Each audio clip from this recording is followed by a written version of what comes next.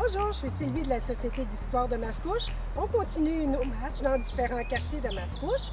Aujourd'hui, on est dans ce qu'on appelait à l'époque Mascouche Heights.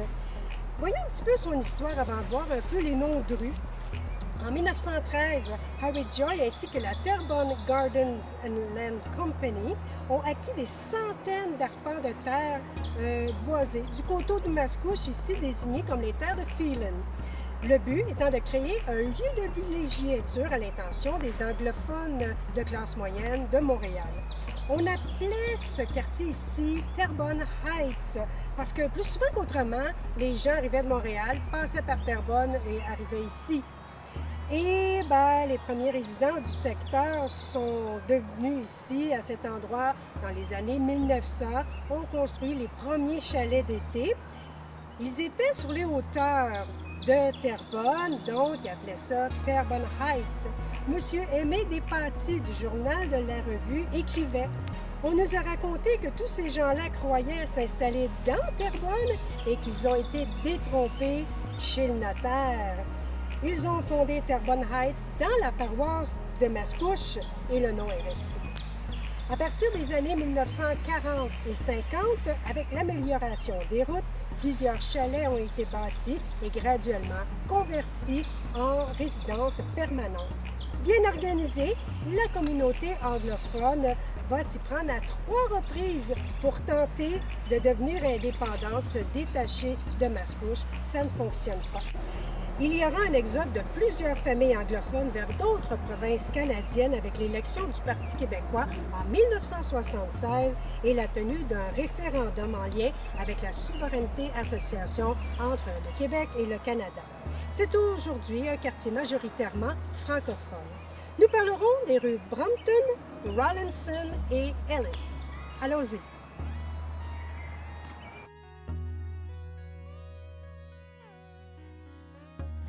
La rue Brampton est accessible à partir du chemin des Anglais et fait un peu plus de 1 km. Initialement nommée Brampton Road, cette rue du quartier de Mascouche Heights a été ouverte entre les années 1930 et 1953. Son nom fait référence à un arrondissement de Londres et aussi à une petite ville du Yorkshire au nord de l'Angleterre.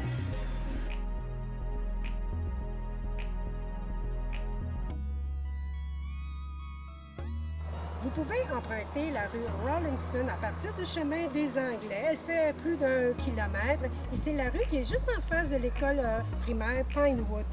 Selon l'historien Claude Martel, le nom de cette rue rappelle Arthur Rawlinson, cultivateur et journalier de ferme, arrivé d'Angleterre en 1904 à l'âge de 30 ans. On sait qu'au recensement de 1911, il vit dans une maison, ici, à Mascouche, avec son frère Thomas, alors âgé de 22 ans. Ce n'est qu'en 1921 qu'Arthur Rawlinson devient propriétaire de la terre où se trouve aujourd'hui la rue qui porte son nom.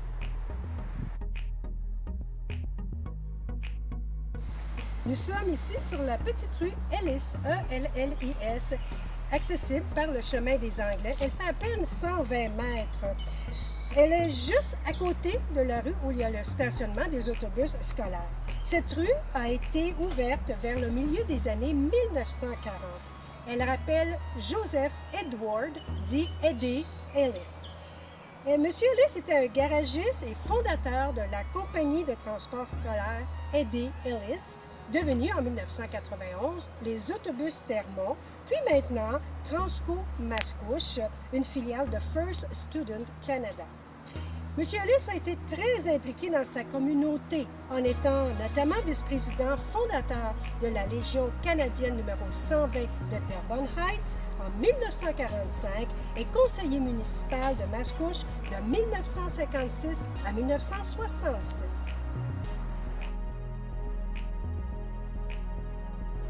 Alors, c'est tout pour aujourd'hui. N'hésitez pas à aller sur la page Facebook de la Société d'histoire de Mascouche pour voir nos anciennes capsules. On est rendu à plus d'une dizaine maintenant.